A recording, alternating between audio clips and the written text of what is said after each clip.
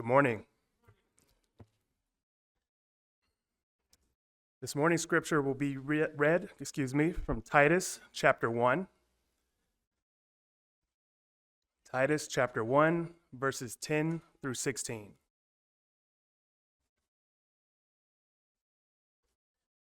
For there are many rebellious men, empty talkers and deceivers, especially those of the circumcision, who must be silenced because they are upsetting whole families, teaching things that they should not teach for the sake of sordid gain. One of themselves, a prophet of their own, said, Cretans are always liars, evil beasts, lazy gluttons. This testimony is true. For this reason, reprove them severely so that they may be sound in the faith, not paying attention to Jewish myths and commandments of men who turn away from the truth. To the pure, all things are pure. But to those who are defiled and unbelieving, nothing is pure. But both their mind and their conscience are defiled. They profess to know God, but by their deeds they deny him, being detestable and disobedient and worthless for any good deed. May the Lord bless the reading of his word.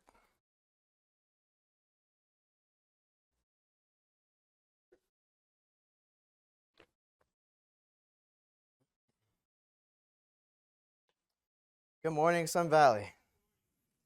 Great to see you all here this morning. Very thankful to have another opportunity to be able to come here and speak to you all this morning. For those of you that are visiting, I am not the regular preacher. The Cub is out of town, and he has given me this opportunity. So sorry, you're going to have to hear me a second time. We'll just go with that. I want to give a special thanks to those who helped with the lock-in, all the chaperones. Wouldn't have been as successful as it was if it wasn't for your help. So I thank you guys for that. The title of this lesson this morning is Do I Know or Do I Know? It'll make sense later in the lesson. But I have a story from when I was a kid, 4th grade. Those of you that don't know, I hate wearing glasses. I think I was talking to Becky the Wednesday night how much I hate wearing glasses. And I remember this specifically in 4th grade. If you remember, you have to walk in a straight line anytime you were outside of the classroom. It's kind of annoying, but you you had to walk in a line, and I was looking off in the distance because I had made a project for sea turtles, I think, and I was looking at my project, and when I looked back, I hit a pole, and I fell down. So my mom took me to the eye doctor, and the eye doctor said, yeah, you're going to have to wear some glasses. I was like, do I really, though? Yeah, but he's like, yeah. Anyway, I wore the glasses, and I went home. For 2 weeks, I wore those glasses.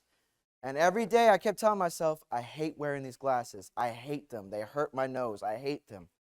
So one morning I came up with a plan. I'm going to break these glasses. And so glasses were sitting on the nightstand, and they casually fell to the ground. Oh no. I woke up, got out of the bed, and stepped on them, and they broke in half. So then I was like, all right, this is perfect. My mom would just think they fell off the nightstand and it just cracked. So I brought these glasses to her and I said, Mom, my glasses broke. And she says, you know, the classic line that I'm sure most mothers say, so you're telling me that the glasses just magically fell off of the nightstand and broke? And I said, yes, that's exactly what I'm telling you. And she found a plot in my story, a hole that I did not think about when I came up with this plan. And she just said these words, but you have carpet in your room, right? Yeah. They just broke. I don't know what to tell you. They just broke. And so we got more glasses and in the story. Anyway, there's a difference between factual knowledge and knowing whether something happened or something did not. I knew my glasses did not magically fall off of the desk. I knew that. I broke them. I know that I knew that I was coming to Sun Valley after Bear Valley, but I didn't know the relationships that I would build here. I knew I was having a baby. I knew I was having my daughter, but I did not know that my life would just dramatically change. I did not know the relationship would change. I know I have a daughter, but I know my daughter. The same way with our relationship with Christ. Do I know Christ or do I know Christ? Now, this may sound the same, but they're two completely different things. Do I know factual facts about Christ or do I have a relationship with Christ? Our relationship is not determined by coming Sunday mornings and Sunday evenings and Wednesday nights, although vitally important according to Hebrews chapter 10, but it doesn't determine our relationship with Christ. Our relationship with Christ is not determined by how many small group studies we go to every Tuesday and Thursdays. Doesn't matter if you go to both, doesn't matter if you go to one. It doesn't determine your relationship with Christ. Our relationship is not determined by how many things we do within the church, how many activities we do, how many events we go to if we're here. This doesn't determine our relationship. I could preach every week. I could study all the time. I could pray all the time. But do I know Christ outside of these four walls? Do I value the relationship? Or is it just, yes, I believe and I know who God is? There's no denying that Peter did not have this love for, or excuse me, did have love for Christ, but this was a battle that Peter had to deal with even within himself. But the knowledge of Christ bears no weight in knowing Christ. That's something that we'll play around with throughout this lesson. But the knowledge of Christ, it bears no weight into knowing who Christ is. Today we will observe three things about Peter. Peter declares, Peter denies, but also Peter is in distress. Peter did not fully understand the mission of Christ and his plan, but he tried to understand. But he failed to understand that Jesus was seeking a relationship, not a war. Jesus was seeking to give hope to a fallen world. Jesus wants Peter to understand that the love that he has for him. We talk about the exchange between Jesus and Peter when they were on the beach, and Jesus asked Peter, "Do you love me?" And Peter says, "Yes, I like you, Jesus." And Jesus says again, No, do you love me, Peter?" And Peter says, "I already told you, I like you." Then Jesus changed the meaning the third time. "Do you like me, Peter?" Peter says, "Yes, I like you." Jesus wants us to be able to understand this too, to have that self-sacrificing love as he does for us. Though there are many people, and maybe people who declare their love for Christ, but deny him later. That those who are in distress know that there is a hope for them, but we have to want to know Christ. The knowledge of Christ bears no weight in knowing Christ. Before diving into the text here, there needs to be an understanding of what I mean by knowledge. So there are two Greek words in the New Testament for the word knowledge. That is gnosko and that is oida. Gnosko is that factual knowledge. Bear Valley gives this illustration like this, that if you were to take a class about skydiving and you're in the class and they say this is what a parachute looks like, this is where the lever is to, or whatever that thing is, to pull it so the parachute comes out. And then once the class is over, they're going to say, "Okay, come on, let's go outside. We're going to go on a plane. We're going to jump out, and we're going to go skydiving." Are you going to know how to skydive? And then this is where oida comes in. Oida is that experiential, relational knowledge, that knowledge that you have to experience it happening. When you experience this, when you actually go skydiving and know what it feels like to be in the air when the parachute shoots out, you know what it feels like to go skydiving. There's one thing to have facts about Christ, but there's another thing to have a relationship with Christ. Many people in this world know of Christ, know what he did, know who he is, but do they have a relationship with Christ? Hopefully, this distinction will be made clear by the end of this lesson. But the first point this morning is going to be that Peter declares. If you open your Bibles to Mark chapter 14. Mark chapter 14. We're going to start in verse 26.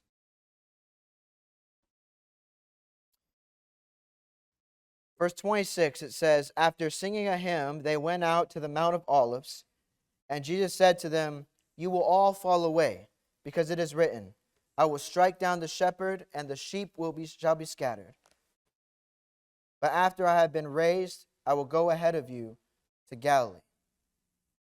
But Peter said to him, 'Even though all may fall away, yet I will not.' And Jesus said to him, 'Truly I say to you that this very night, before the rooster crows twice, you yourself would deny me 3 times. But Peter kept saying insistently, 'Even if I have to die with you, I will not deny you.' And they all were saying the same thing also." So this is during the time of the Lord's Supper, and he's informing them that they're all going to fall away. He says here in verse 27 that like the sheep will be scattered because the shepherd will be struck down. If you know this word, falling away, it means to stumble. Jesus is informing all of these disciples that you will stumble tonight. You will fall away. When I think about this, about the shepherd being struck down, I think about David and Goliath in 1 Samuel 17. The Philistines come and they come to challenge the Israelites, and Goliath, this valiant warrior, the Philistines' champion, that when Goliath is killed, they all flee. Different circumstances. But when Jesus was taken away, they all fled because of the suffering of Jesus. But Peter is so adamant. He's so adamant in his stance that he declares to Jesus in front of the other apostles, even if they all fall away, I won't. Even if they stumble, I won't. Even if I have to lay my own life down for you, Jesus, I will do it. I will not deny you. You know, before Katie and I had Liliana, we were watching videos on the whatever social platform it's called, TikTok, I think. We were watching videos on there, and it was showing this trend that parents would go and turn off the TVs from the kids to see what happens as they're playing the game, and the dads would unplug it. The moms would just turn off the TV. The moms were nicer, and so the moms would go and turn off the TV, and the kid yells and he screams at the mom, "How could you do this? I was right in the middle. Now I'm going to die, Mom." Dad unplugs it. "Oh, now I got to restart, Dad. Thanks a lot."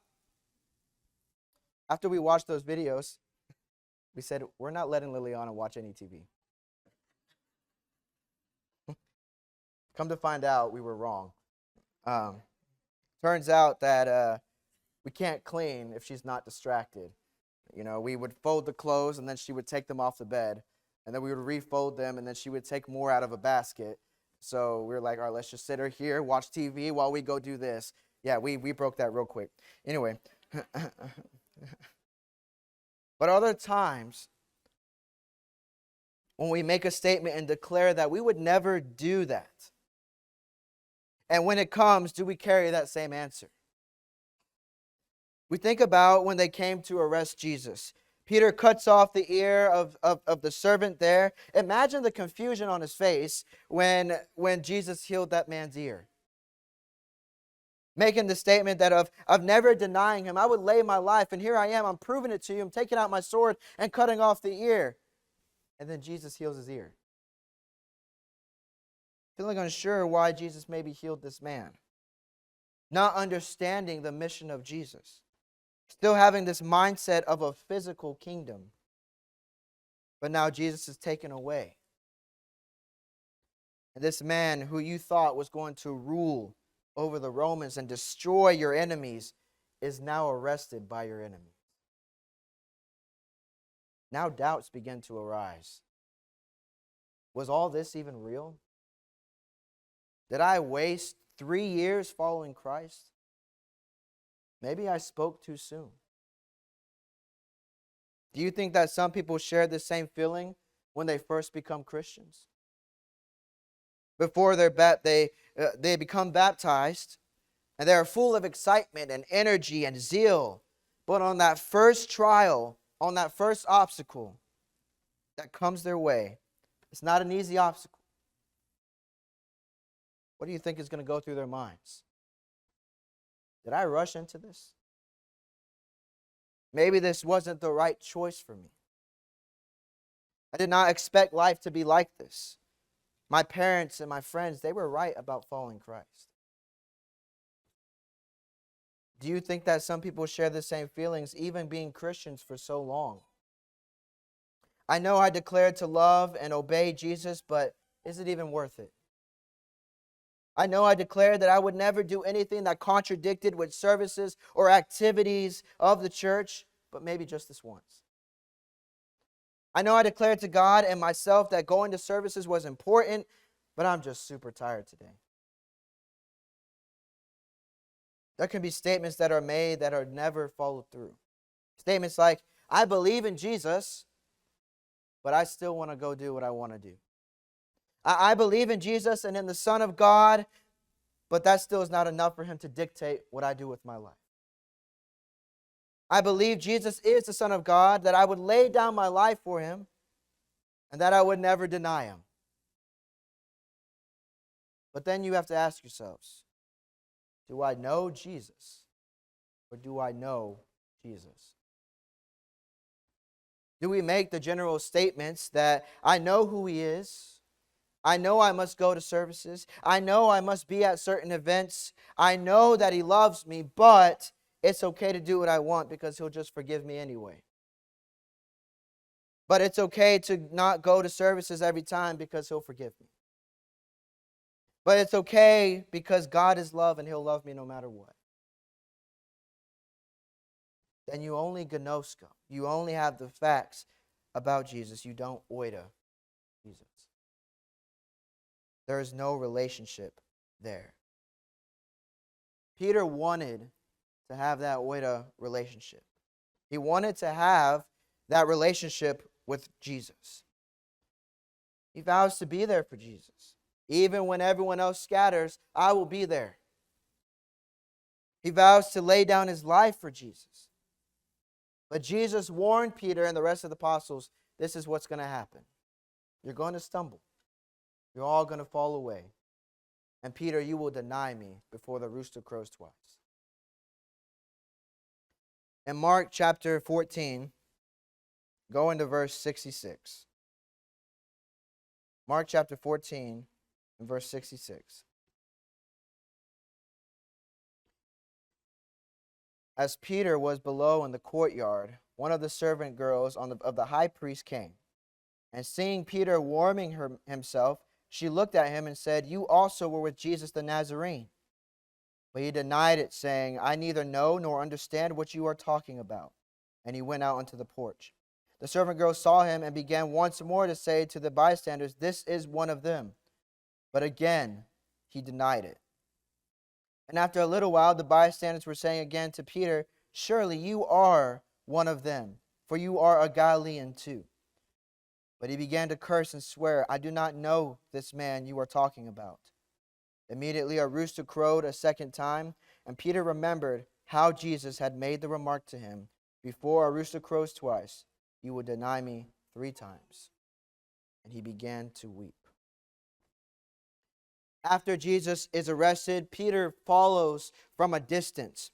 After declaring that he would not be the one that would stumble, that he would be the one to lay down his own life for Jesus. But Peter sees the trouble that will follow if any were found to be a part of Jesus.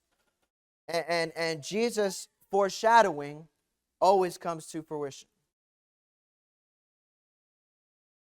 Peter is in the courtyard warming himself when a servant girl comes and claims Peter was with Jesus. And Peter denies it, and he says, I neither know nor understand what you're talking about. Peter is accused again, and again, he denied it in the same way. I neither know nor understand what you're talking about. But then he's accused a third time. And Peter curses, and he swears, and he says, I do not know this man that you're talking about. Talk about a major switch.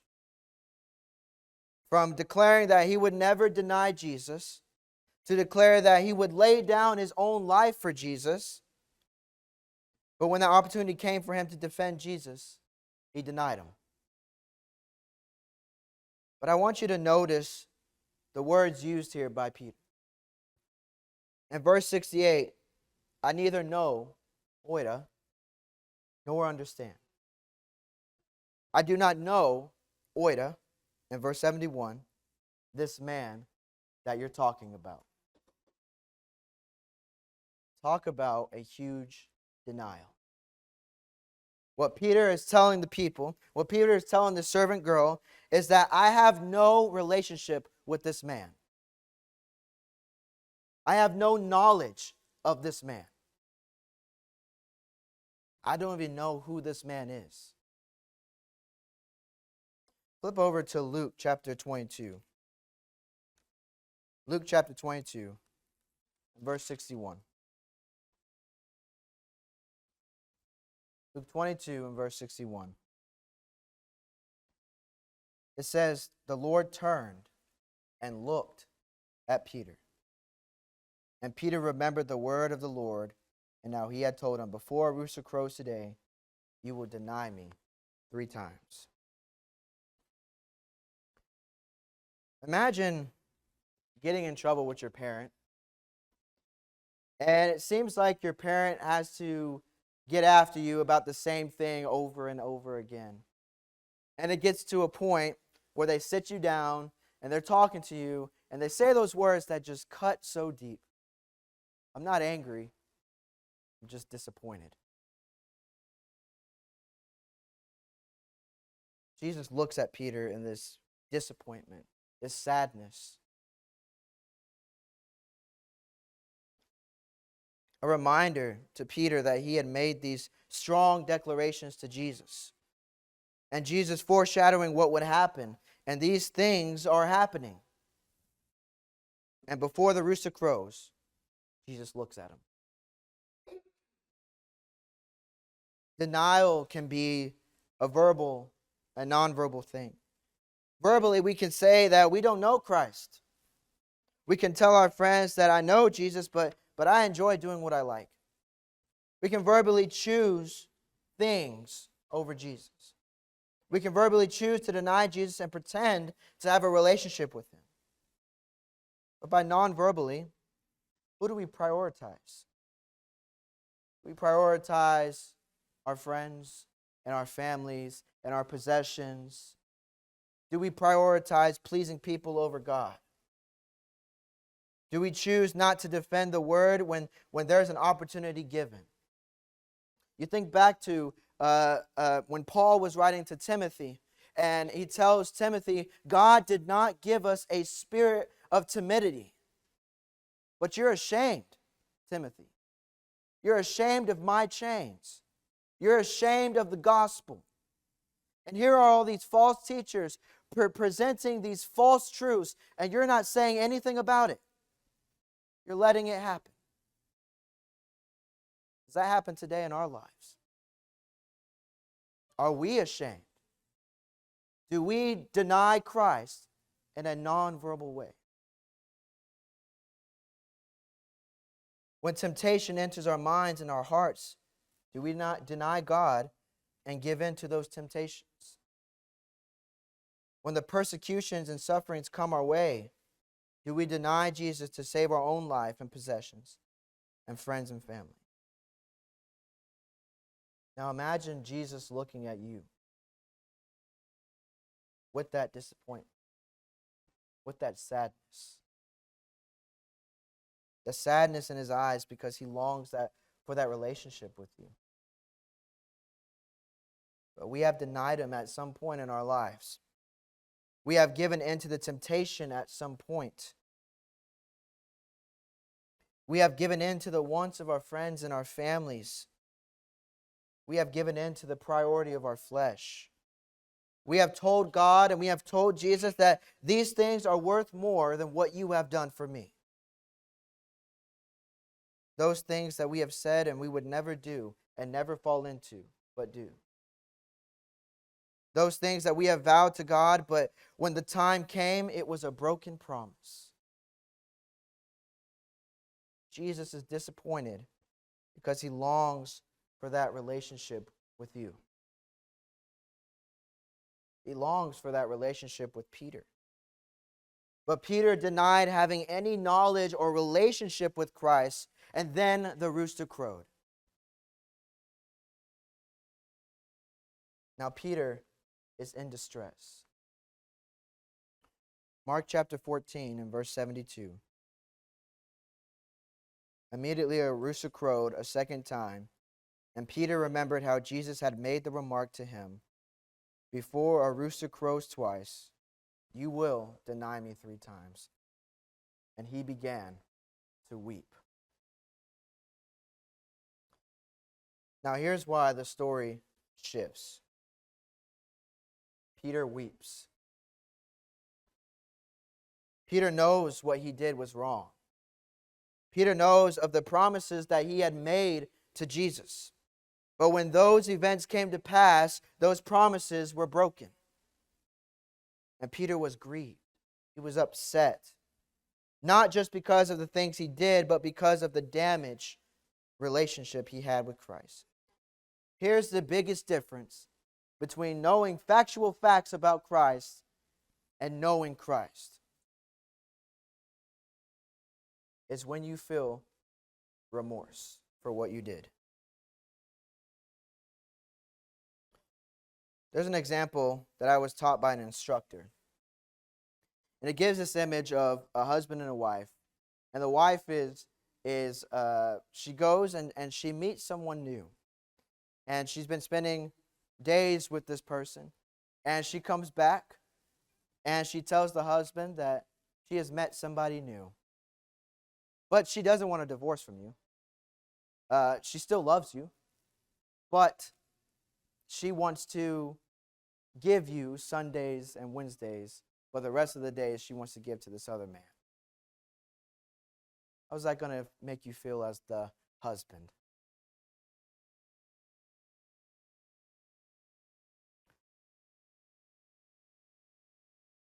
If she desires to love you and the other man, is that real love? James 4 tells us that friendship with the world makes an enemy with God. We are the bride of Christ, but when we decide to deny our husband, when we decide to deny God and fool around with the world, we damage that relationship. Why? Because there is no real remorse for what we are doing. Flip over to John chapter 21. We briefly talked about this in the beginning of the lesson, but John chapter 21.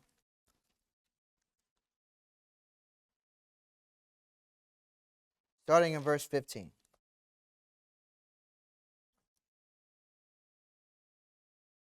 So when they had finished breakfast, Jesus said to Simon Peter, "Simon, son of John, do you love me more than these?" And he said to him, "Yes, Lord, you know that I love you." And he said to him, "Tend my lambs." And he said to him again a second time, "Simon, son of John, do you love me?"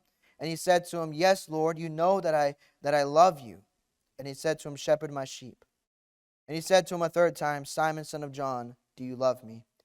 And Peter was grieved, because he had said to him to a third time, "Do you love me?"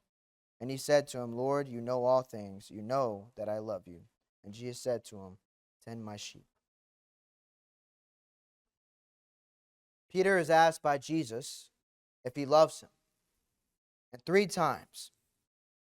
The first 2 times, Jesus is saying, "Do you have that self-sacrificing love for me?" And then the first 2 times, Peter says, "Yeah, I like you as a friend." And the last time Jesus asked Peter, he said, and Peter was grieved because Jesus had changed the meaning. Jesus wants us to have that self-sacrificing love, the kind of love that we know when we mess up, we are willing to take the steps to fix that relationship. Because with that type of love, we can say, I know Christ because I have a relationship with Christ. During the denial, Peter did not have that type of relationship yet. And even a little bit after the resurrection, he did not have that relationship yet. But Peter did have remorse for what he did. Peter did want to fix that relationship. Matthew 5 tells us, blessed are those who mourn, for they shall be comforted. Blessed are those who feel remorse and in distress when they mess up. They know that there was a damaged relationship. They know that they were the cause of that damage. And they know that they long to fix that relationship. And they know what it's like not to have Christ. And they know what it's like when Christ is with you. The knowledge of Christ bears no weight in knowing Christ. Flip over to Matthew chapter 7, starting in verse 21. Matthew chapter 7, starting in verse 21.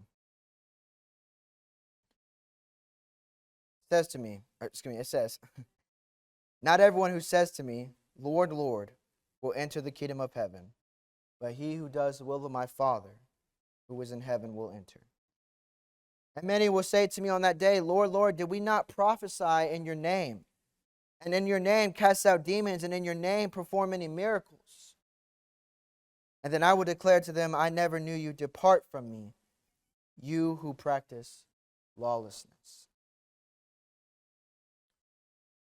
There is a reason why there needs to be an emphasis on knowing Christ and having that relationship with Him.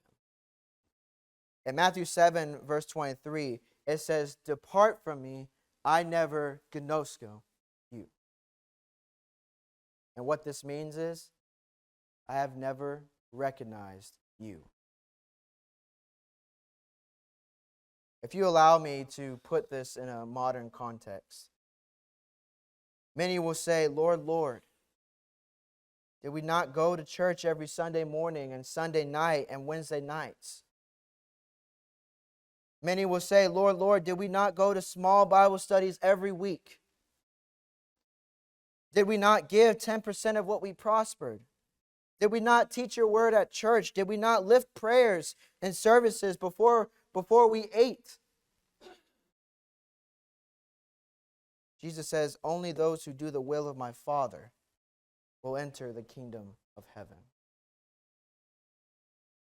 If you do not live out the Father's will outside of these four walls, you have denied Jesus.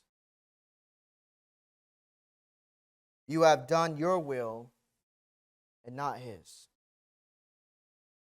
Because of this, you have become unrecognizable to Him. You have severely damaged this relationship. There is a difference between having knowledge about Christ and having a relationship with the Father. And people can say that they believe but deny Him every day by the way they choose to live their lives. People can come to church and study and still not have a relationship with Him because of what they choose to do outside of these walls. Christianity is not about what you know. It's important to have facts about Christ. It's important to be able to defend Him. But if you do not have a relationship with Christ, then your faith is useless. Faith is dead. The way we choose to live our lives, if we're not careful, we can become unrecognizable before Him. Matthew 10, verses 32 to 33 tells us, whoever confesses me before men, I will also confess before my Father who is in heaven. But whoever denies me before men, I will also deny before my Father who is in heaven. The word deny is to disclaim association with the person. Through the actions we take and the words we say, Will we deny God like Peter? And say, I neither know nor understand, or will we confess him before men? The knowledge of Christ bears no weight in knowing who Christ is. This morning, if you are not a Christian, and maybe you've gone through life doing everything that you've wanted, and you know facts about Christ, you know who he is, you know that he's the Son of God, you know that he died on the cross, but you don't have that relationship with him. And you want to begin that relationship. Well, that first step is being baptized. And of course, we will study and we will guide you and we will help build that relationship with you. But if you are a Christian, and maybe you have denied Christ in your life, whether it be verbally or non-verbally, maybe you have had this denial for a long time. Maybe you choose other things over God. Maybe you put the crown on your head and you reign your life and you don't allow God to reign your life. You have damaged the relationship. And it's going to be scary to wait for that last moment. Hebrews 10 tells us that it is terrifying to land in the hands of the living God. So if you want to fix that relationship, the first step is allowing us to help you, allowing us to encourage you, to comfort you, and to help guide you into fixing that relationship. If there is a need this morning, whether it needs to be made known publicly or privately, the elders are here to help you. I'm here to help you. Cub is here to help you. But most importantly, your family is here to help you. If there is a need, please let it be known as we stand and sing.